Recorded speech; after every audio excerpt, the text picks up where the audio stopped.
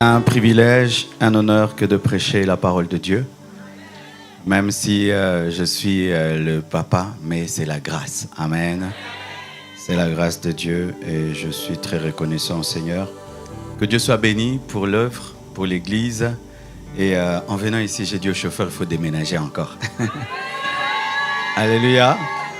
Quand j'ai vu des frères dehors sous le soleil qui attendaient entrer, j'ai dit, Seigneur, donne encore une plus grande parcelle.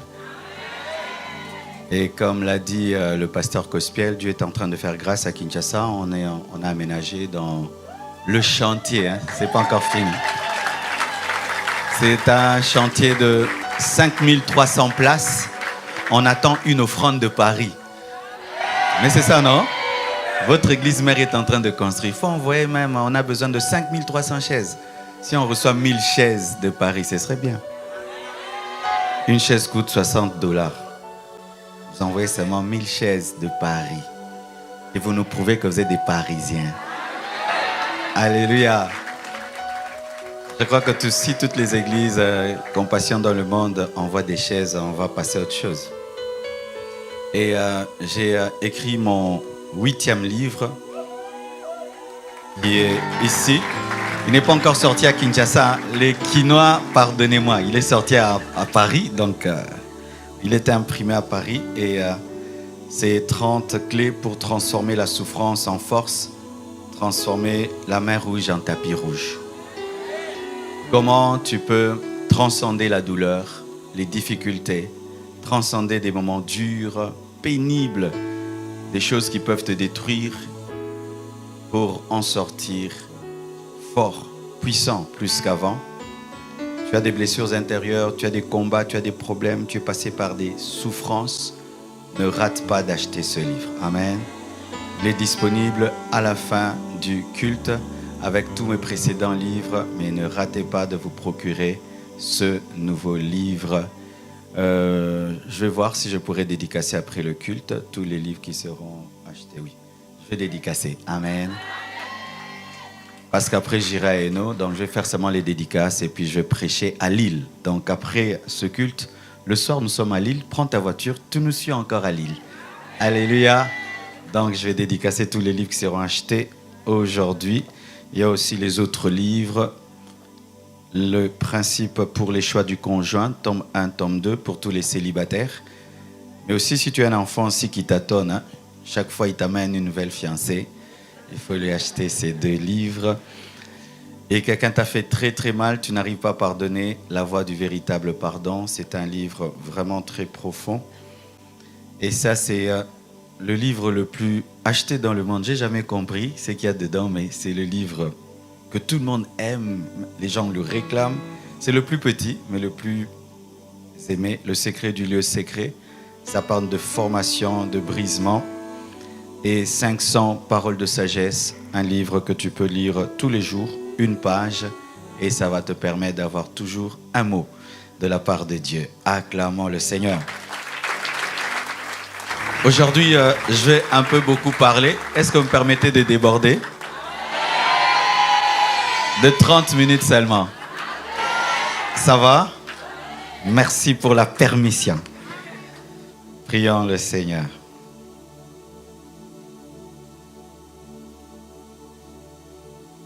Esprit de Dieu, règne dans ma vie, Esprit règne,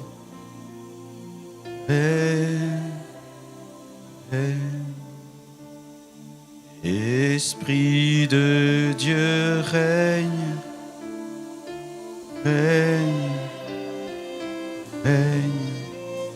dans ma vie, Esprit règne,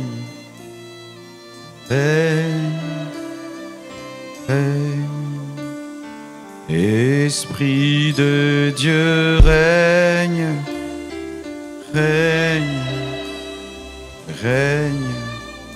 dans ma vie, Esprit règne,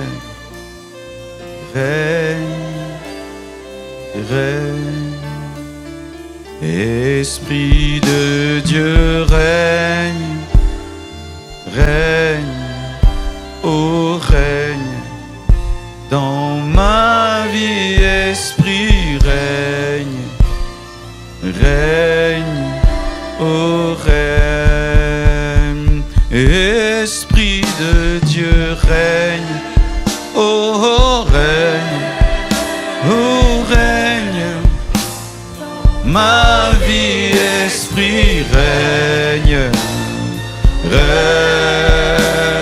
Esprit règne, règne, règne, règne, règne dans ma vie, Esprit règne, règne, Esprit de Dieu, règne, règne, règne, Saint-Esprit règne dans ma vie, dans ma vie, Esprit de Dieu, règne, règne, règne dans ma vie, Esprit règne. Chantons Esprit,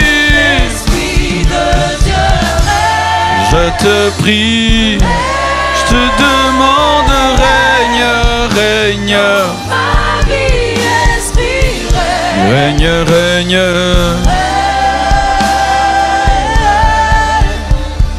Esprit de Dieu règne, règne, règne dans ma vie, Esprit règne, règne, règne, Esprit de Dieu règne, règne, règne, règne dans ma vie, Esprit règne, règne. Moi je viens puiser, puiser, puiser plus de toi encore, puiser, puiser. Moi je viens puiser, puiser, puiser plus de toi encore, puiser, puiser. Moi je viens puiser, puiser, puiser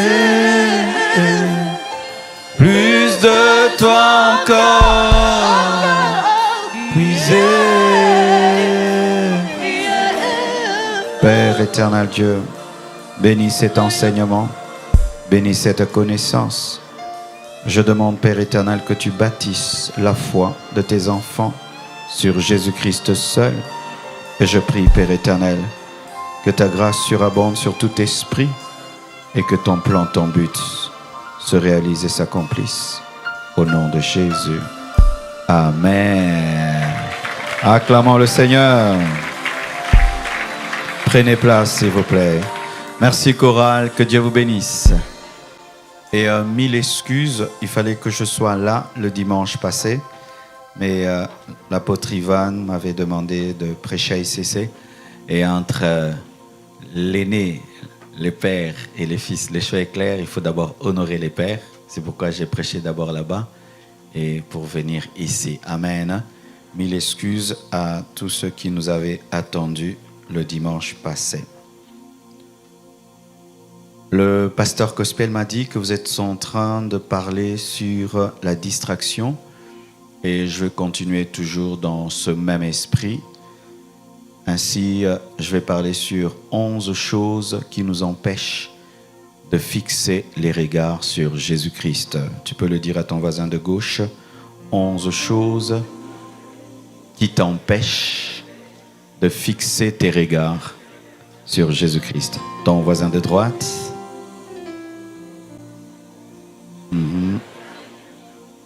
voisin de devant, ton voisin de derrière. Seulement ton voisin qui te sourit. S'il ne te sourit pas, tu ne lui parles pas. Amen. Nous sommes debout, nous allons lire Hébreux 12, versets 1 à 4. Le piano est un peu plus bas, s'il te plaît. Hébreux 12, verset 1. Aujourd'hui, vraiment, je vais enseigner. Alléluia. Hébreux 12, verset 1, la Bible nous dit « Nous donc aussi, puisque nous sommes environnés d'une si grande nuée de témoins, rejetons tout fardeau et le péché qui nous enveloppe si facilement, et courons avec persévérance dans la carrière qui nous est ouverte, ayant les regards sur Jésus, le chef et le consommateur de la foi, qui, en vue de la joie qui lui était réservée, a souffert la croix, méprisé l'ignominie, et s'est assis à la droite du trône de Dieu. Considérez en effet celui qui a supporté contre sa personne une telle opposition de la part des pécheurs, afin que vous ne vous lassiez point, l'âme découragée. Vous n'avez pas encore résisté jusqu'au sang en luttant contre le péché. Prenez place. Que Dieu bénisse celui qui a réglé le son. Hein. Le son est très bien. Il est où? C'est toi, frère. Tu dois venir à Kinshasa nous régler le son. Je te dis, depuis qu'on a déménagé, le son va dans tous les sens qu'on ne le comprend pas. Je cherche quelqu'un qui va l'attraper. Amen. Tu peux venir l'attraper pour nous. Welcome. On lui paye le billet, viens. Et lui, on le paye pas, il est de la maison. Amen. 11 choses qui nous empêchent de fixer les regards sur Jésus. Tout d'abord, c'est quoi fixer les regards? En grec, fixer le regard, c'est aparao, qui veut dire se concentrer, qui veut dire détourner les yeux sur tout le reste et se fixer sur un seul objectif. C'est ça, se concentrer, selon le grec, détourner les yeux sur tout le reste et se fixer sur un seul objectif. Et ici, notre seul objectif, c'est Jésus-Christ de Nazareth. Alléluia. Hébreux 12, verset 2 nous dit « Ayant les regards sur Jésus ». C'est quoi avoir ses regards fixés sur Jésus? Avoir ses regards fixés sur Jésus, ce n'est pas faire le Bouddha. Amen. Parce que de plus en plus, il y a des chrétiens qui font la méditation transcendantale et qui tombent dans des vides de la pensée, des concentrations occultes où tu te tiens là. Certains même ont des bougies, de l'encens. Non, je n'enseigne pas ça. Et si quelqu'un t'enseigne ça, c'est l'occultisme. Amen. Nous, les chrétiens, nous n'avons pas une position de concentration. Nous ne faisons pas le vide de la pensée, regardant une bougie avec des parfums et tout le reste. Amen. Ce n'est pas cette concentration-là du yoga. Lorsqu'on parle de la concentration sur Jésus, c'est l'aimer sans distraction. Alléluia. C'est garder sa parole. C'est l'attendre. C'est l'aimer plus que tout. C'est ne s'attendre qu'à lui. Faire de lui ta seule source. Alléluia. Faire de lui le centre de ta vie. C'est attendre l'enlèvement avec impatience, avec un désir ardent. Et c'est faire de lui ton modèle. C'est ça, se concentrer sur Jésus. Ce n'est pas tu te fixes là, Jésus, Jésus, Jésus, Jésus, Jésus, Jésus, Jésus, Jésus, Jésus. Non. Parce que beaucoup lisent des livres occultes, écoutent des prédicateurs satanistes et tombent dans le New Age, dans des possessions maléfiques démoniaques, et plusieurs pour prophétiser, avoir des visions et tout le reste, c'est de l'occultisme. Lorsque Dieu veut te donner des prophéties, des paroles de connaissance, des visions, tu dois seulement l'aimer, le craindre et ça va venir. Il n'y a pas une concentration à faire pour avoir des paroles de connaissance et avoir des visions. Alléluia. Car vous devez savoir que les dons spirituels ne sont pas un signe de maturité, mais ce sont des cadeaux Et quand Dieu te donne un cadeau, tu n'as pas besoin d'être concentré. Dieu te l'offre et toi tu le manifestes. Alléluia. Et ceux qui manifestent les dons spirituels ne sont pas plus spirituels que les autres. Ils ont seulement reçu une grâce que les autres n'ont pas. Alléluia. C'est pourquoi il ne faut pas vous fixer sur les dons spirituels, parce que tu peux avoir les dons et tu finis en enfer. Il faut vous concentrer sur le fruit de l'esprit, qui est la manifestation du caractère que le Saint-Esprit donne. Amen. Pourquoi il faut se fixer sur Jésus? Pourquoi? Il faut avoir ses regards fixés sur Jésus. Parce qu'il est l'auteur et le consommateur de notre foi. L'auteur et le consommateur de notre foi. Beaucoup de gens, lorsqu'ils parlent de consommateur, les gens pensent que Jésus mange notre foi. Amen. Non, quand on dit auteur et consommateur de la foi, c'est celui qui déclenche ta foi et qui l'amène à la perfection. C'est ça, consommateur, celui qui amène la foi à la perfection. L'alpha et l'oméga de ta foi. Alléluia. Le commencement et la fin de ta foi. Celui qui te donne le salut et qui va t'enlever. C'est ça, l'auteur et le consommateur de la foi. Pourquoi il faut te concentrer sur Jésus? Parce que c'est lui ta source. Parce que c'est Jésus-Christ qui te sauve et qui t'enlève. C'est Jésus-Christ qui t'engendre et qui te fait croître. C'est Jésus-Christ qui est ton salut et qui est ton espérance. C'est pourquoi il faut te concentrer que sur Jésus. Alléluia. Entrons en profondeur. Je vous ai parlé de 11 choses qui nous empêchent de fixer les regards sur Jésus. Je crois que je vais prêcher sans piano. Amen. Le piano à la fin. Merci. Ça me distrait un peu. Alors, voici la première chose qui nous empêche d'être concentrés sur Jésus. C'est le moi, le je, l'ambition personnelle. Et il y a quelqu'un qui a été distrait par cela. Il s'appelle Lucifer. Ésaïe 14, versets 12 à 15. La Bible dit: « Te voilà tombé du ciel, astre brillant, fils de l'aurore. Tu es abattu à terre, toi le vainqueur des nations.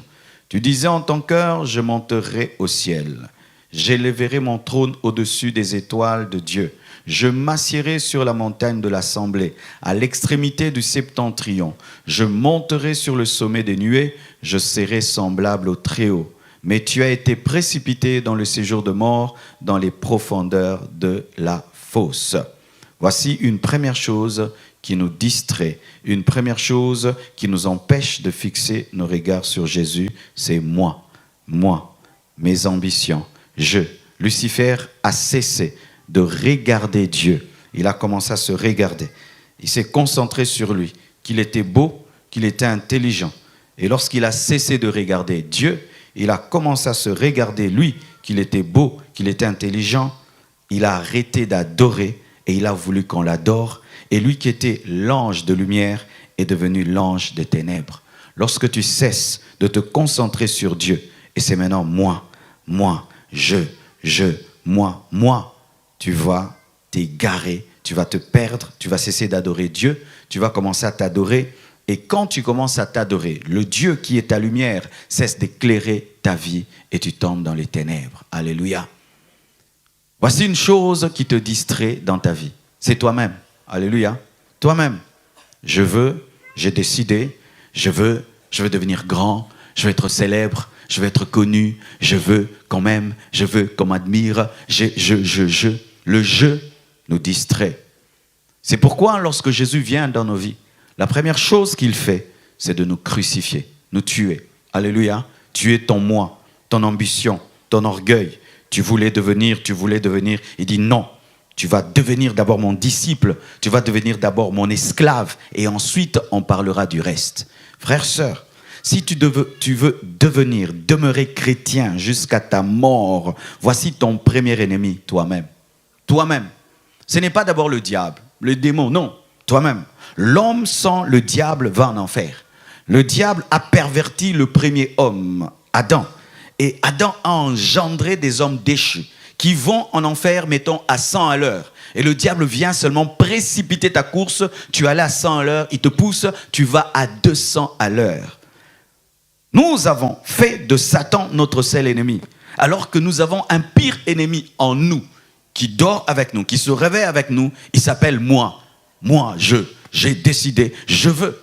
Pour que tu viennes ce matin ici, tu as décidé de venir, n'est-ce pas? La robe que tu as portée, c'est toi qui as décidé de la porter. Tout ce que tu as porté comme chaussures, c'est toi qui as décidé. Ainsi, tu pouvais décider ce matin de rester à la maison et tu allais rester à la maison. Tu pouvais te décider ce matin de porter une mini-jupe et tu allais la porter.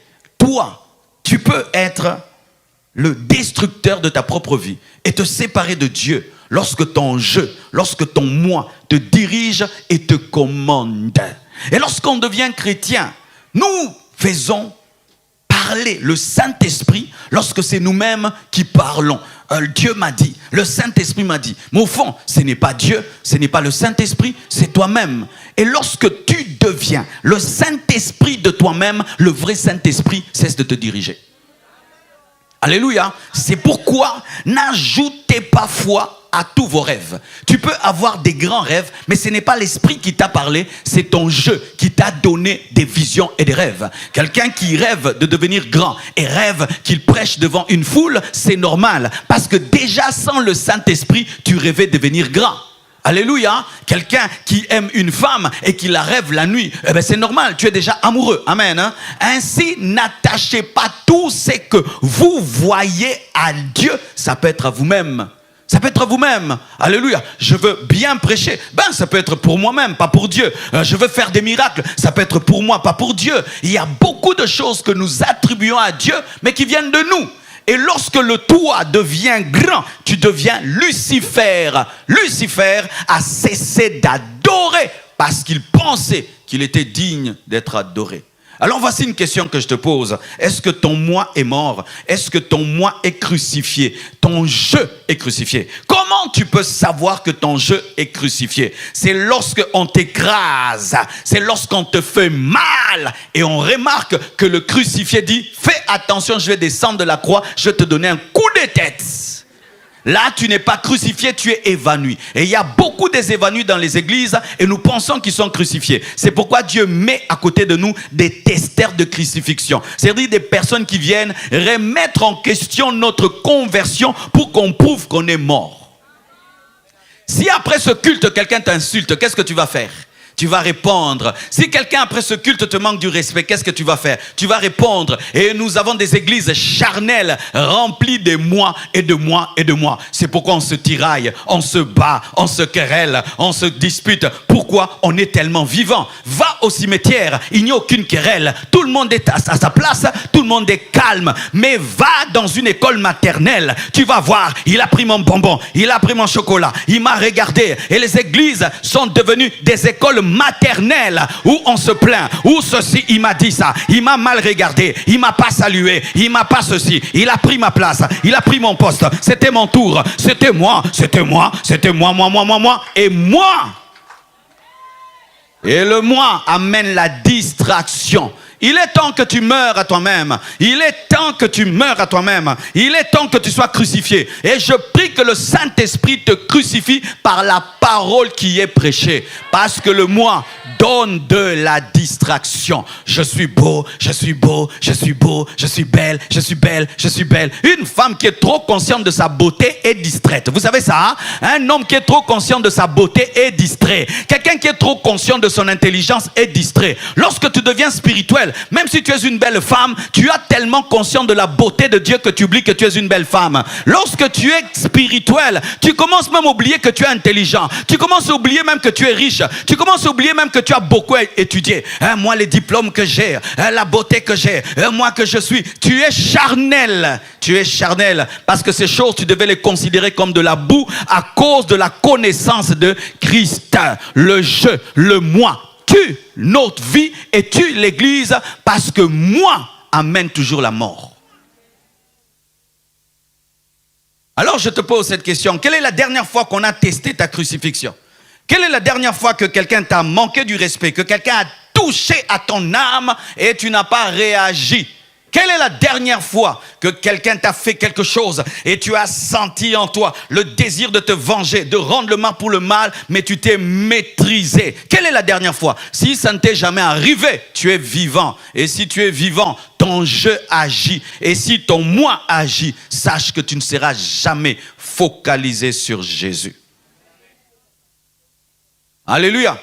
Je peux même prêcher que là, ce premier point, jusqu'à la fin, parce qu'il est tellement important. Lorsque même dans le ministère, je deviens trop conscient que je sais prêcher, je cesse de me concentrer sur Jésus, je cesse de prier. Et on arrête de prier lorsqu'on sait qu'on sait. Mais quand tu sais que tu ne sais pas, tu vas t'agenouiller, tu vas prier. Il y a beaucoup de choses que nous cessons de faire parce que nous pensons être quelque chose.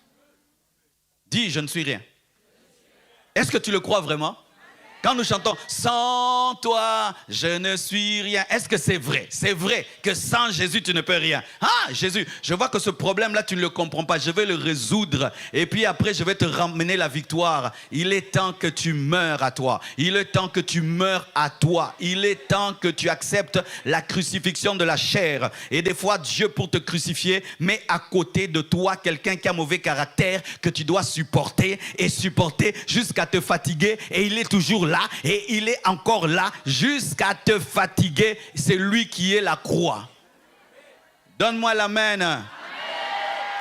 Tu vas dans un département, le président là est bizarre, c'est lui ta croix. Supporte ce président de département, il a la mission de te donner la patience, l'humilité et un bon caractère. Parce que lorsqu'on brise quelqu'un, on ne prend pas des choses qui sont tendres. On prend un couteau, on prend un marteau. Et des fois, il y a un marteau dans ta vie qui s'appelle Jeannot. Alléluia. C'est quelqu'un qui est dans ta vie. Il a un caractère bizarre. Chaque fois que tu es face à lui, tu dois prier pour ne pas pécher. C'est lui, le brisement de Dieu. Sans...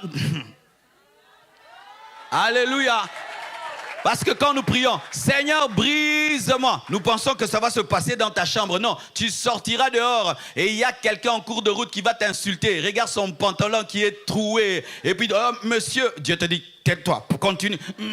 Tais-toi, C'est ça, la crucifixion. La crucifixion peut venir de ton mari, de ta femme, de tes enfants, de tes parents, de tes frères, de tes sœurs. La crucifixion peut venir de ton voisin là, ce voisin là qui met la musique à fond. Touk, touk, touk, le voisin là. Et tu dis, éteins, oh c'est chez moi, c'est chez moi. Il est là pour t'apprendre à pardonner, à t'humilier, à supporter.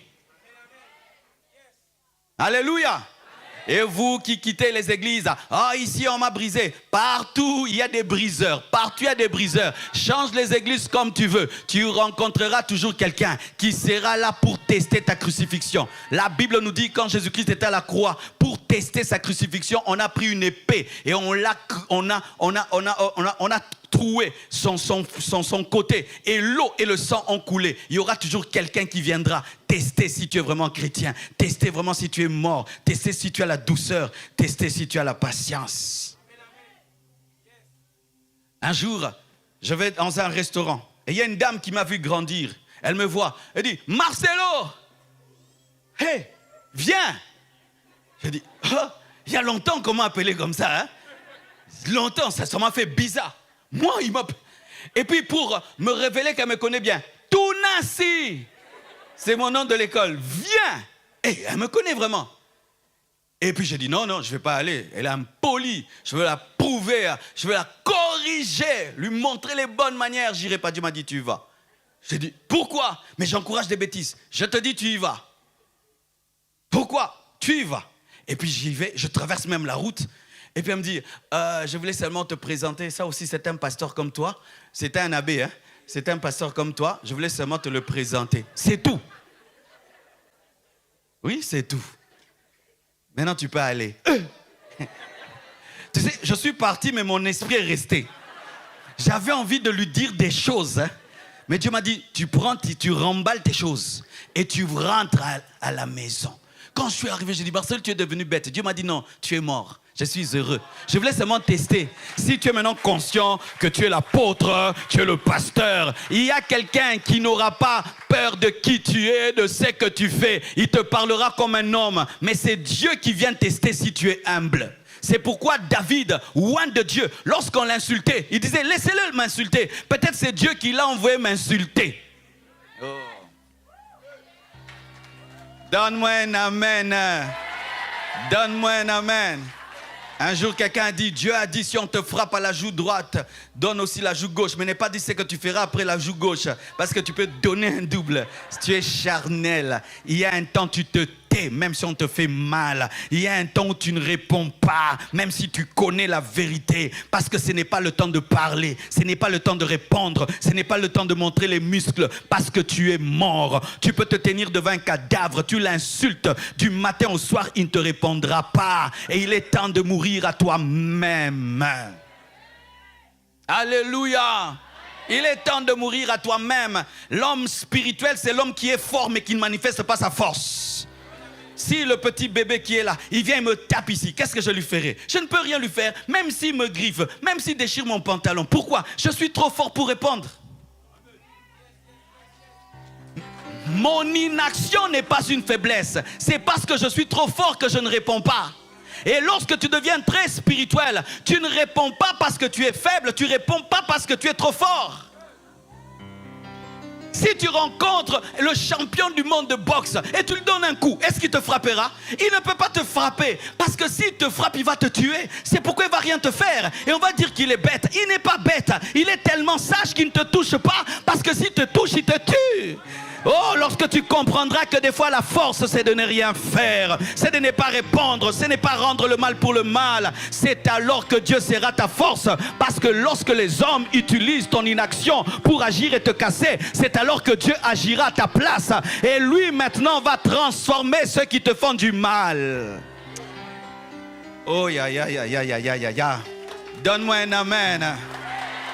Essaye à la maison. Ton mari te parle mal, il te parle mal et il sait que toi tu réponds toujours. Et cette fois-ci tu ne réponds pas. Il va dire, hé Soisé, qu'est-ce qui t'est arrivé? Qu'est-ce qui se passe? Mais tu ne réponds pas? Je ne réponds pas. Mais qu'est-ce qu'il y a? Tu ne réponds pas? Mais je ne réponds pas. Je t'assure, le dimanche prochain, il viendra prier ici. J'aimerais savoir qu'est-ce que vous avez dit à ma femme pour qu'elle ne réponde plus. On lui a dit qu'il est un temps pour parler, un temps pour se taire. Et il faut avoir la maîtrise de soi par la mort à soi-même. La mort à soi-même, la mort à soi-même. Deuxième source qui nous empêche de fixer nos regards sur Jésus. La fenêtre. Acte 20, verset 9. Or, un jeune homme nommé Eutychus, qui était assis sur la fenêtre, s'endormit profondément pendant le long discours de Paul. Entraîné par le sommeil, il tomba du 3e étage en bas et il fut relevé mort. Mais Paul, étant descendu, se pencha sur lui et le prit dans ses bras en disant, « Ne vous troublez pas, car son âme est en lui. » Paul est en train de prêcher, il y a un jeune homme qui s'assied, mais qui ne s'assied pas au bon endroit. Il s'assied à la fenêtre. Ainsi, il peut voir ce qui se passe dehors et ce qui se passe dedans. Alléluia. Mais Paul prêche très longtemps. Un jour, j'aimerais prêcher comme lui toute la nuit. Et le jeune homme est pris de sommeil et il tombe de l'autre côté et il meurt. Cet enfant n'était pas sérieux parce que lorsque tu viens écouter la parole, tu dois te tenir à un endroit qui te permet d'être totalement concentré sur l'orateur. Mais lui se place à un endroit où il peut à la fois profiter de l'enseignement de Paul et voir ce qui se passe dehors. Il n'est pas totalement consacré. Il a une compromission en lui. Il aime à la fois Paul et il aime à la fois ce qui se passe dehors. C'est le symbole des enfants de Dieu qui aiment à la fois les choses de Dieu et qui aiment les choses du monde. Samedi, ils peuvent être là, ils chantent Beyoncé, Rihanna. Et dimanche, le Saint-Esprit règne. Ils aiment les choses de Dieu et ils aiment les choses du monde. Ils ont la garde-robe du dimanche et la garde-robe de samedi. Ah oui, hein, si on va dans ta maison, les choses que tu as dans ta garde-robe et que tu portes quelque part, c'est terrible. Et vous qui pensez que Jésus-Christ reviendra